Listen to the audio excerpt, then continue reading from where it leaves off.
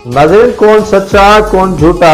धरती TV news के director और करंट अफेयर ज़ोहैब ज़रदारी साबिक न्यूज एंकर कायनात आफ्ताब के खिलाफ FIA साइबर क्राइम में दरख्वास्त दे दी। ज़ोहैब ज़रदारी अपने ऊपर लगाए गए इल्जामात और सोशल मीडिया ट्रायल के खिलाफ अपने ही इदारे की साबिक एंकर कायनात आफ्ताब के खिलाफ शिकायत दर्ज करवा दी। साइबर क्राइम ने दरख्वास्त मंजूर करते हुए कंप्लेन नंबर KHI 13/7/10/2023 जारी कर दी।